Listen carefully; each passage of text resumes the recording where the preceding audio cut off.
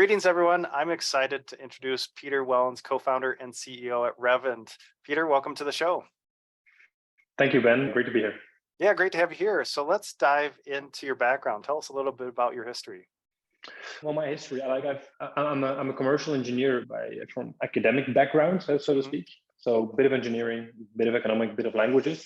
Basically, the university course you take in Europe when you don't really know what you want to do. You want to do a little bit of everything, but mostly it breeds a lot of entrepreneurship.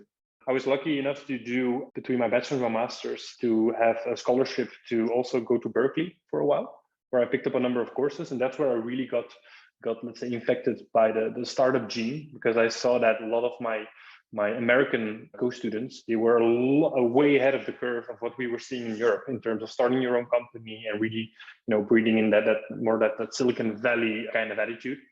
And so I managed to bring that back to Belgium with me, back to Europe, where I convinced one of my co-students to actually start up a company right after we graduated as a commercial engineer. Rather than going through the whole curriculum, I ended up starting up 3 different companies in succession with different degrees of success. So one was in solar, which was very big at the time in Belgium because it was starting to get heavily subsidized by the government. So the business case became very positive overnight, and we managed to capture a lot of that demand in our hometown. After the government got wise to the fact that they were over subsidizing, that market also crashed. So that was a very valuable lesson for us. I call it my MBA in entrepreneurship after having gone through that ordeal. And that's when actually my focus got pulled more into the direction of software. So everything, software had to offer. And my background being more and more, well, actually my love for the business being more and more on the commercial side, like telling the story, making sure like both on the marketing and sales side, like we got a good cadence going. I started getting more in touch with the product builders, because I realized like in order to get something happening in software, you always need both of it. Like you've got great, let's say, product builder founders, and you've got great commercial founders. But what I saw in my neighborhood, and also from the success stories that I admired, was that there was always like this complementary team where the best of both worlds was combined. So I was lucky to get in touch and start building a network of potential future CTOs and product builders and people who were really, building software and looking for people to help them bring it to market or see whether there was a fit with potential customers. So that led me to starting up a social network. It's called Chestnut. It was a very bold endeavor looking back on it now, but I was 25. We were riding high on the success stories of Instagram, Snapchat, and Facebook. Or like, why not do it for Europe ourselves? Managed to get some funding going. We raised just shy of about 1 million euros. I grew the team to about 20 people. But in the end, we were taught a valuable lesson that in order to scale that marketing-wise and internationalize it beyond Belgium, and Belgium is quite a small country. So we were big in Belgium, but that didn't really mean a lot for the European and definitely the global scale. Once we started trying to scale up our marketing, we were very surprised by the budgets required to start out competing the more vested and, let's say, the more incumbent social networks. So that also didn't end in like a big exit or big success story, but it taught us a lot of great lessons along the way. And we managed to outplace a lot of the key team members to great jobs afterwards. So it was a nice ride. After that, got into the freelance circuit for a while. So did mostly a CCO for hire. I was always like the commercial officer for different software startups, which is where I really got into a taste of the scale-up world. So I didn't manage to get companies to the scale-up stage myself, but I did manage to get on board through the freelance circuit. And that's where I met my current CTO, actually. So Alex, he's the let's say the technical brain and also the spiritual founder of what Revend does today.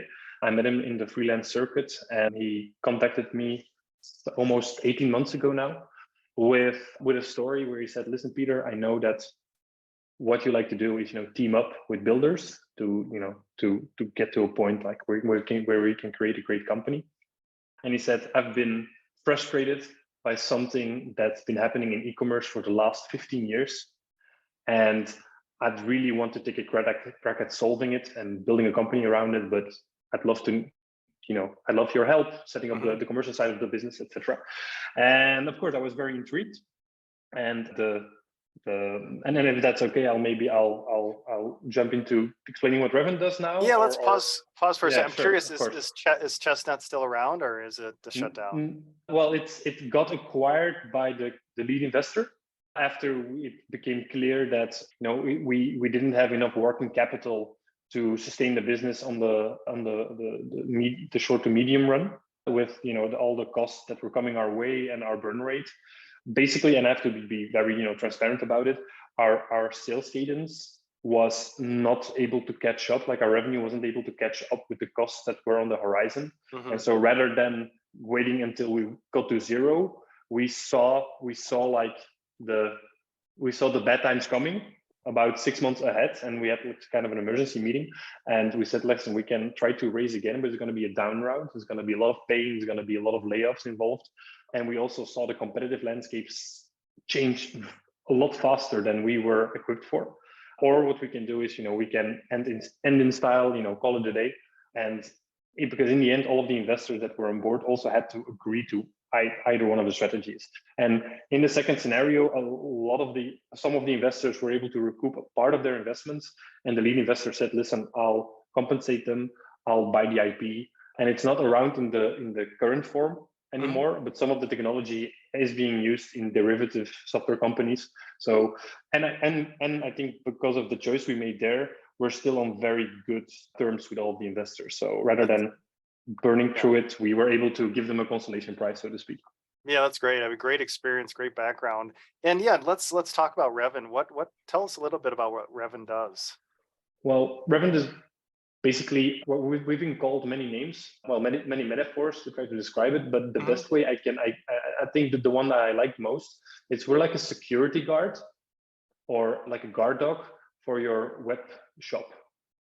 So if we go and build a physical store, let's say we wanna sell hardware equipment, then we're gonna post a security guard, install some smoke detectors, get a security system in place to make sure that nothing happens that can affect the revenue of our store. But if you want to do that for e-commerce, you have all of these tools that can manage and monitor the infrastructure and, let's say, the back end of your store, things like Datadog, New Relic, you name it, it's there. But on the front end, on the operational side, tracking your key metrics like add to carts, abandoned carts, people looking at products, etc., etc. That's something that right now is very hard to track in real time. Like, most of the people I talk to, when I ask them the questions, like, okay, who's watching your web shop when you're sleeping, right? That's like the funny way to ask it. And then they're always like, oh yeah, there's Mike from marketing, he has this dashboard, or oh, we look at Google Analytics. But then the second question is, but you know that Google Analytics has a 24-hour delay, right? They're like, oh yeah, and even with GA4, right, the new iteration, you still have to manually set all of these notifications yourself. It's a lot of work. And then what we do is we do it in real time and make sure that whenever something is going awry, it within 5 minutes. And if you have this web shop that does $100 a day, that's not a big deal. But it's some of the web shops that we're working with, they do $100,000 to $150,000 in a day. So being able to react an hour early or even half an hour early can make all the difference in the world. So say I have an e-commerce store, I'm selling socks online, and what kind of security risk are you protecting against? Like attacks against the website, like some sort of credit card fraud? What kind of security? What are we protecting against for these e-commerce stores? Yeah, that's an excellent question because it allows me also to make the distinction between we're not a cybersecurity firm, but what we are protecting against are risks that impact your operational KPIs. So everything that's revenue based. That's also why our name is Revend. Right? We're revenue defenders. Anything that, like, if you're a performance marketeer, if you're a head of e-commerce, if you're a founder at an e-commerce store, one of your key metrics, we believe, and that's also what we see in the market, is always what's your daily revenue, right? Like how many customers are actively going all the way through the end of the funnel. And what we're protecting against are risks that stop people from completing your funnel.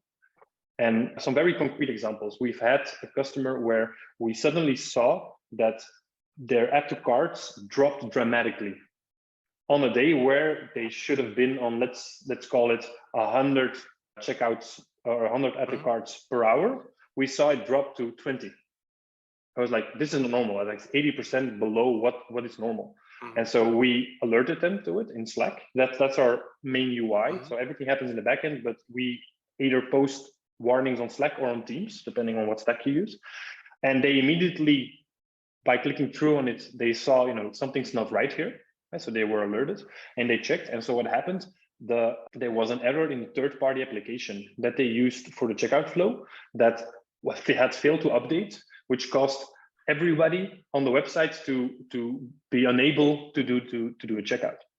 And this happened on a Saturday night. So, yeah, that makes a lot of sense. So really revenue operations risk where I'm on an e-commerce store, I'm trying to purchase something, I'm going through the cart process, and maybe I can't fill out my address, it's grayed out or whatever it might be. So you're protecting against something where they just can't monitor this all the time. They don't know, they're not looking, but you're monitoring that from someone hitting the site to then checking out just to make sure nothing, plugins, other integrations aren't broken, that's stopping the checkout process. Yeah, 100%. That's clear as day. That makes a lot of sense. So is there, when you talk to prospects then, is this a clear ROI proposition where you're, helping them not lose revenue due to something in the checkout process then? That's how it started out. And I think this is something that might also be useful for other founders listening. We made sure, because both Alex and my co-founder and I, it's not our first startup. What we learned is that we cannot be married to the first ROI calculation that we put out there. So we knew like this makes sense. So what you just said makes perfect sense. And that was our hypothesis going in.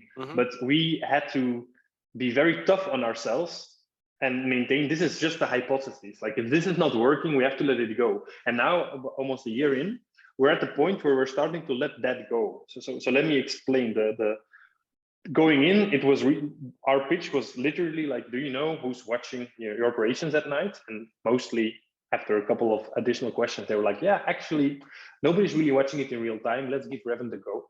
And then they said, how will we know it's working? We said, oh, ROI is, we'll catch a number of mistakes. We'll be able to put a monetary value on that. And that will justify the license you pay. So just like you just also deduced, that seemed like a great way to go. Now, what the problem with that was, and that's I think something that should resonate with others.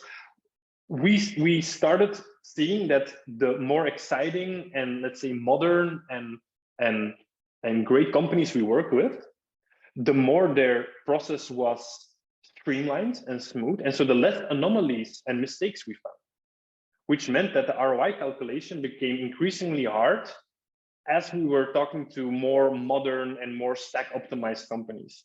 But what we did see is that they were still excited about Revend, but for other reasons. So rather than sticking to our guns and keeping to that ROI calculation, we took a step back and said, okay, maybe we'll have to let this go and start thinking like, okay, where's the real ROI here? So what I did last year is I spoke to over 50 performance marketeers, some of them which were already our customers, and others which I just approached on LinkedIn as like, hey, let's have a chat. I'm doing some market research, and what we noticed is that apart from being the bearer of bad news, as in, hey, something's going wrong, Ben, you have to fix this. Hey, there's a fire going on. The more performant companies also really valued the fact that we could give them peace of mind that things were going right, which totally blew our minds at first, because we thought, okay, where's the value there? But with so many external factors having impact on your conversion rate, tool like Revend that can take a look at 24/7 at what should be your normal and whether or not you're like still coloring in between the lines and telling you at the end of the day, hey, today was a good day or an okay day. This is what we caught, nothing major so far. You did a great job, Mr. or Mrs. Marketeer or head of e-commerce. Like that's starting to become an ROI on its own, because the change that we're creating now, and so that comes back to the ROI calculation. ROI calculation is how much time is spent in dashboards just looking for like, did anything go wrong or not?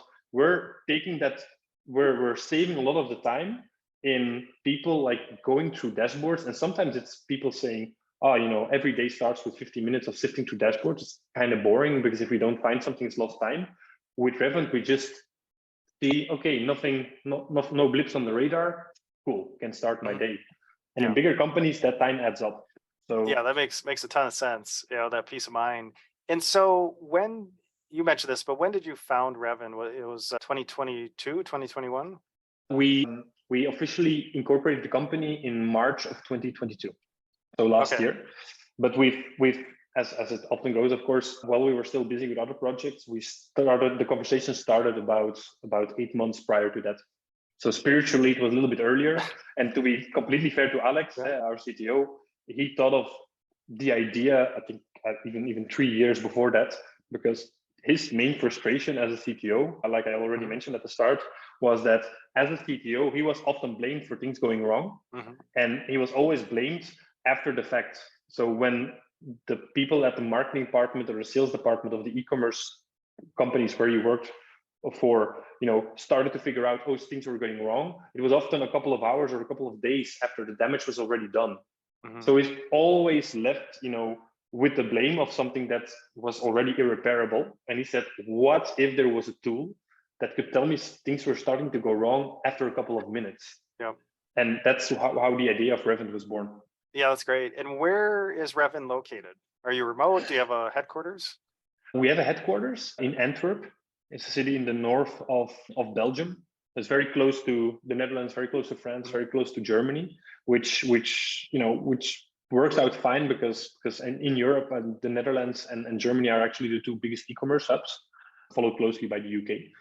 But we do work almost fully remote, in the sense that we have an office that we rent out. It's more like a co-working space where the team can get together. Mostly me and Alex, the CTO, we try to see each other there about twice a week. But we also have some developer working out of Brazil. And Alex has a Brazilian background as well. So we have a physical headquarters, but we run the company in a remote way. Okay, and what's your current team size? Currently, including freelancers, we're at 6 people. Okay. So 6. yeah. So it's me and Alex, and then we have 2 developers who are working for us full time, and then we have two experts. One on the strategic part that really helps us in opening up the markets and has helped us also with fundraising, and one AI expert and data scientist that's helping us with the modeling, and has helped us with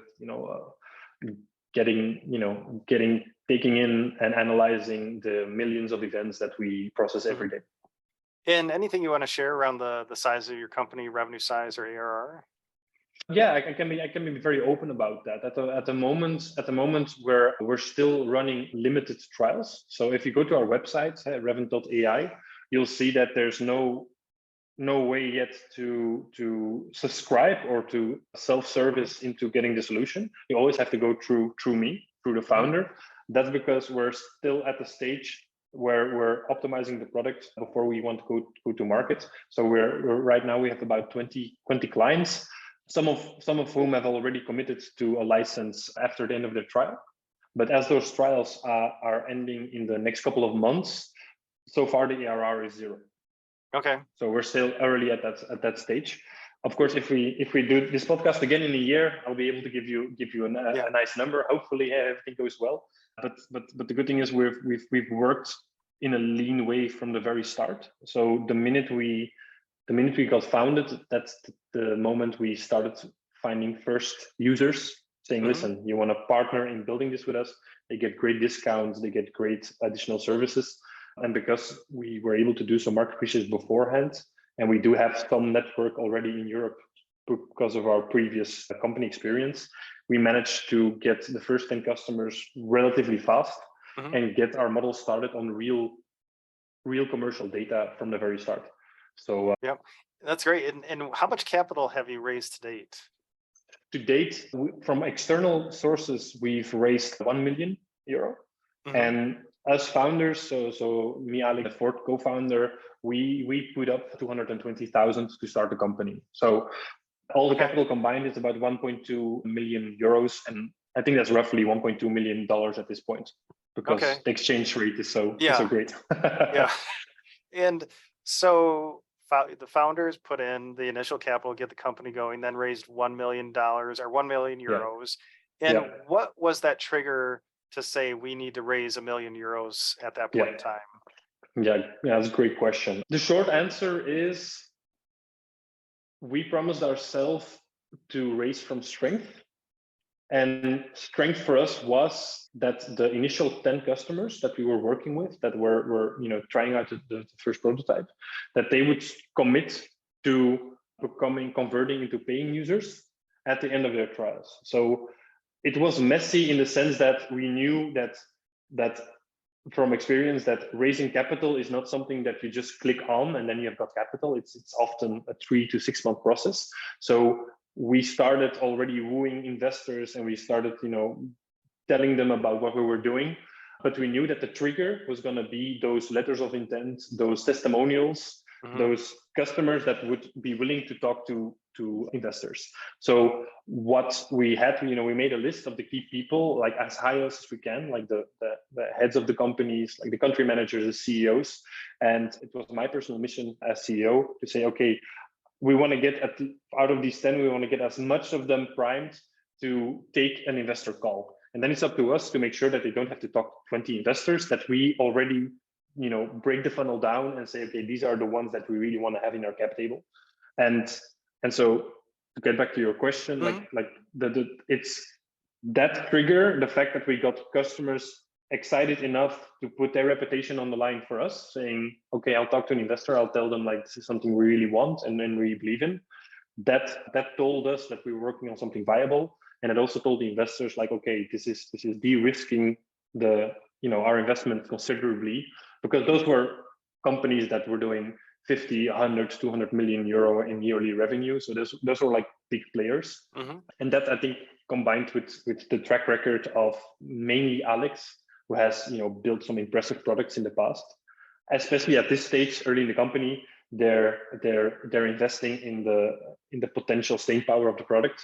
And Alex was able to wow them also with this track record.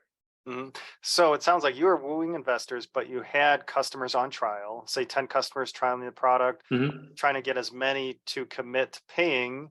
And so they're in this process. And then as you start to raise, you're having the investors talk to these customers, your trial customers who are ready to commit, to tell the investors, yeah, we like the product, we're going to pay. And that gave you that momentum to say, convince the investors that you have something going with this product then. Exactly. The best thing ever is, of course, if you already have ARR. But then the second best thing is that it's like, don't believe me. Like, of course, I'll say how awesome our company is. Like, believe the people who are trialing it, who don't really have a vested interest yet. So yeah, that's exactly right. Yeah, love that story. And Peter, any lessons learned in that $1 million raise that you want to share with other founders? Yeah, let me think on that. There's one personal lesson that I would like to share here, and without naming any names, of course. I'm a very commercial oriented person, and what I would advise founders, whether they're first time or already raised multiple times, is that do take into account the difference in raising from angels versus venture capitalists, because I found out the hard way that venture capitalists can handle rejection far more elegantly than business angels. And I made the mistake of not discerning between the two. Whereas it's when you raise, it's like a funnel. Like if you want to do it right, I think you have to make sure that you're not dependent on just one or two VCs, because then they can control the entire narrative. You have to make sure that when you raise from strength, you have some options and you can weigh them against each other. And I learned that VCs are okay. Like that's just the rules of the game. They know you're talking with others and it's fine. But in our network, we also had some business angels, some people we had great relationships with. But then in the end, when the puzzle started to form, like, okay, this is going to work. These people know each other. They want to work with each other. There were some angels that did not make the cut, so to speak. And a mistake I made, and I would advise others not to make, is that I waited way too long to tell them that. And then I made some calls. I said, listen, there, Mr. or Mrs. VC, sorry you didn't make it. And they were like, too bad, good luck. But when I came to the angels, they were at that time, we were talking for a couple of months already. They were so invested, they were so disappointed that it really turned the relationship sour. And that's something that if I could back and reverse it, that's something I would have avoided by being way more transparent, way earlier on, especially towards the business angels who are private persons and not corporations. So, and then a second tip and a more general one is, I think you all know that right now we're in the startup winter. Valuations, especially in software, have dropped dramatically, and that's a blessing and a curse. It's a curse in the fact that the days of the crazy valuations are just over. But it's a blessing because now it's the dawn of the rational startup. It's the dawn of the capital efficient and by the default alive startup. That's something I heard, which I really like.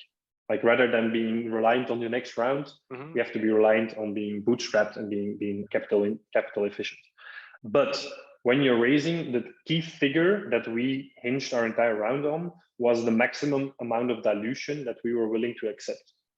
And it made raising a lot easier for me and Alex and I, because in previous companies, what happened is like the dilution constantly shifted, and it was really used as a bargaining chip. So, but what we did is, okay, this is the maximum amount of percentage that we want to dilute for us to stay motivated. So, for example, we only want to dilute 20% or 25%, depending on where you are. And because we really stood our ground there, we managed to get started off with a lot of VCs and also the VCs that ended up investing on a very respectful basis, because they will try, like, how far can they push you? Like, what kind of conditions can they, let's say, barter on? And because we said, listen, this is it, there's no negotiation room. If you don't like it, fine, but then we won't be able to work together. By sticking to our guns on that valuation part, we were able to, throughout the entire process, at least have the confidence that, whatever the other clauses and other conditions, that's something that will remain motivating for us and for the other founders. So I know I made it a long-winded point, but basically dilution, I think, is one of the cornerstones of your negotiation. And if you can agree on that with your co-founders, that's a very strong position to take. Okay. Yeah, great. Yeah, thanks for sharing that insight. So angels versus VCs and those relationships and that dilution, what you'd accept. So Peter, really, really appreciate that insight. So as we wrap up here, what's next coming up for Revend? Well, we're now on our third cohort of trial users. So the initial 10 has now already been supplemented by 10 additional ones. And then we scoped a little bit farther than just Belgium. And so now it's more European. And at the moment, we're creating our third and final cohort. So if any of the listeners, or if you might know any e-commerce companies that might be triggered by what they've heard, they can feel free to reach out. We're going to select about 10 more. Two spots are already taken, so 8 more. And the idea is that for the next 3 months, they will also join the let's say the test community that we're very actively involved with, and an official launch is set for the second half of this year. So that's when we'll be publicly available. Okay, well, that's really exciting. So public launch later this year. So Peter, really appreciate you sharing your story, your background. If listeners would like to learn more about your company, where should we send them online? The easiest thing is just to hit me up on email. It's peter@revend.ai. But also our website, you find some resources there, some more information, and there's a lot of ways to get in touch with me there. So there's some call to action buttons that lead to a form that also go to my mailbox or to our team's mailbox. But so yeah, I try to answer any email. It's something that becomes progressively more challenging, but I really try to do a good job at keeping my inbox as clean as possible. So that's the best way to reach me today. Well, that's great. If you're in e-commerce, check them out at Revend, REVEND.ai, and email peter@revend.ai if you want to learn more. And Peter, really appreciate you sharing your story today. Thanks, Ben, for giving me the platform. Really, it was a really nice conversation.